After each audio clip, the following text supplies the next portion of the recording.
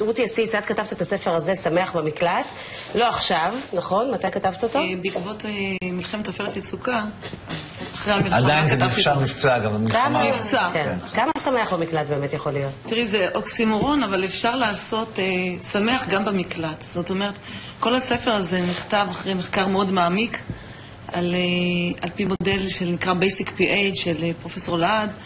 זה כדי להתמודד נכון במצבי מצוקה, אנחנו משתמשים בגוף, בשכל, ברגש, משפחה, אמונה, חברה ודמיון, וכל האלמנטים האלה מופיעים בספר בצורה מאוד כלילה, עם איורים נהדרים של דודי שמאי, עם המון הומור המאייר.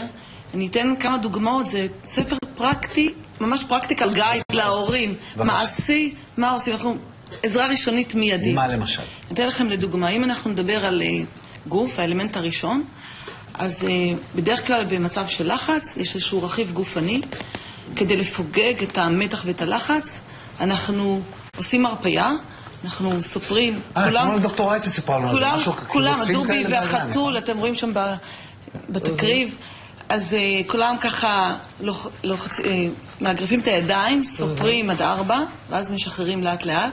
יש אופן חזרה להתמודדות הזה, ככה כולם, ואז הילדים גם מנחשים של מי היד, של החתול, של הדובי, של האמא. זה באלמנט הגופני. באלמנט השכלי, בשעת לחץ, יש המון הרפול חושים ובלבול, וחשוב לשמור על התמצאות ושליטה. ויש שם איך, אנחנו כבר מתורגלים, כמו שהיא אמרה, אנחנו כבר מתורגלים, שומעים את האזעקות, אז יש לנו איזושהי שליטה על המצב, כי אנחנו כבר מכירים אותו.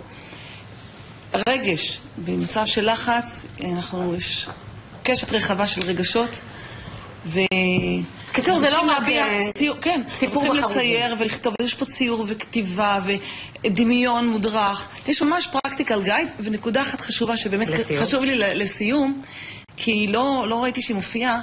האלמנט החברתי, שהוא כמובן חשוב, יש מצב כדי מעבר לזה שכל החברה נותנת תמיכה, שהילדים עצמם ייקחו איזשהו חלק ותפקיד. זאת אומרת, אם הם קצת מתורגלים, יעזרו לילד אחר שקשה לו. אז פה, יד לרונית, יד לדימה, כולנו צועדים קדימה, כי אנחנו כבר לוקחים איזשהו אלמנט של אחריות. אני יכולה בשמך להעניק איזה מתנה לנועם מימון?